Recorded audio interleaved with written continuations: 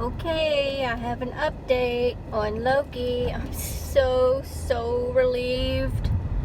Oh, so I called the vet this morning because he had not used the litter pan or eaten anything that we put out for him, and he hadn't drank anything either.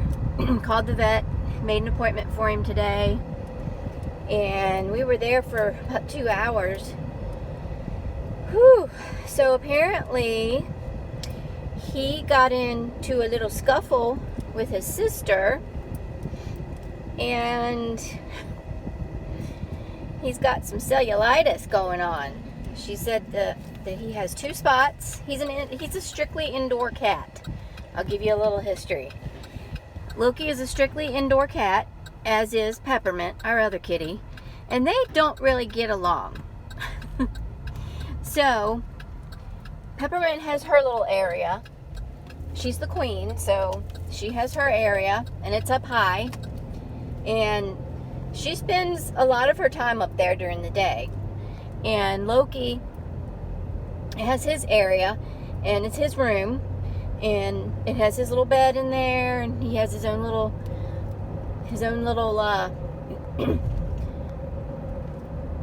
food and water and litter pan and all that set up in there. And about 9:30, it's like he knows, and he was thrown off with the time change a little, but most nights he beats us up there, and he's ready, and he gets his little treats, and it's night time. So, and then Peppermint has pretty much the run of the house all night because Loki goes to his room for the night. It works, and they pretty much stay out of each other's hair most of the time, but they do tangle sometimes. And I distinctly remember not too long ago, gosh, it might have been even this weekend, but I remember them getting into it, and it wasn't, woo, had to stop, sorry. Woo. I remember them getting into it, and she got after him. I mean, he went towards her first, but she really knocked it to him. And I had been telling her all along, Peppermint, you need to show him who's boss once and for all, and he'll leave you alone. Well, apparently she did that, because yeah, he's got a spot on his right shoulder that the vet found, and I wasn't allowed to go in. You know, they're doing the whole checking you in at the parking lot, and they come out and get your pet and take them in, and then they talk to you over the phone thing because of the virus. Yeah, she found a spot on his right shoulder, and there's a spot on his right leg, and so she got him, gave him some fluids. Oh, and he had a fever of 105, which I could tell. I knew he felt warm. But before you have a stroke, cats, she said normal temperature for a cat runs anywhere from 100 to 102. So it's high. You know, that's a high temperature for a cat, but not as high as like 105 would be for a human. So definitely had a fever.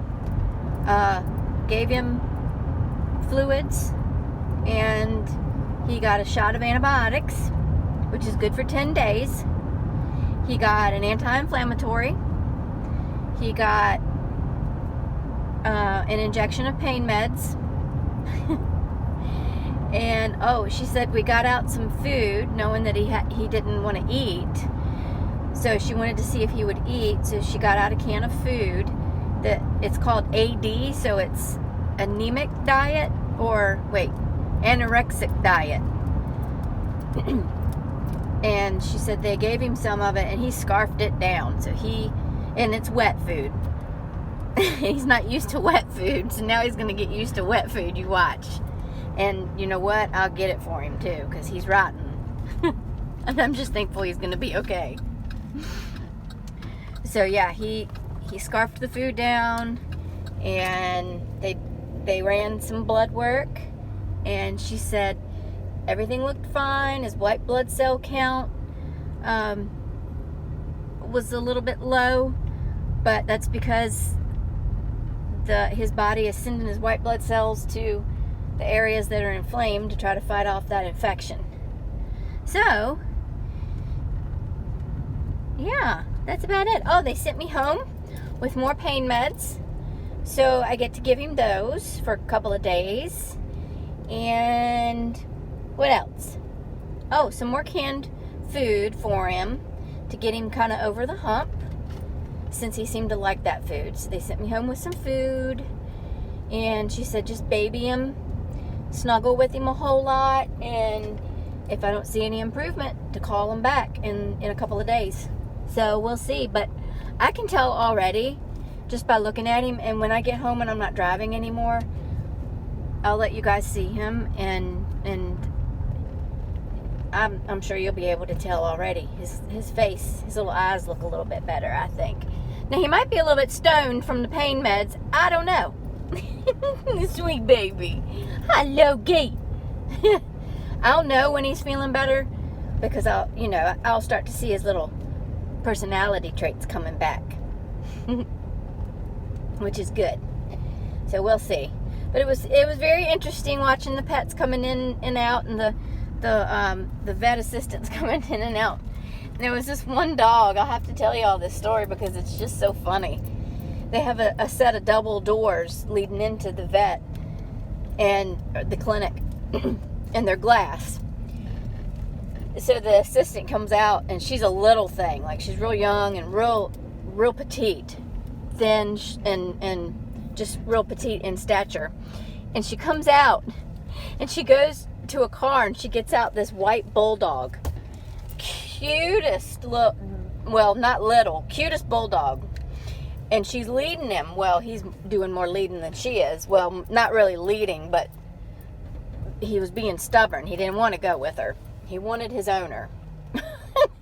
And she's trying to get him to the door. And she's having a hard time getting him to the door to begin with. So she gets him all the way to the door. And I wanted to help. Like I knew I wanted to help, but I knew it would only make it worse. So all we could do is sit there and watch. So she gets to the door, and she gets the door open and steps inside. Well, he takes a minute. He takes advantage of her vulnerability in that moment and kind of takes off. I mean, he's on a leash. They put another leash on him too, so he's on like a double leash.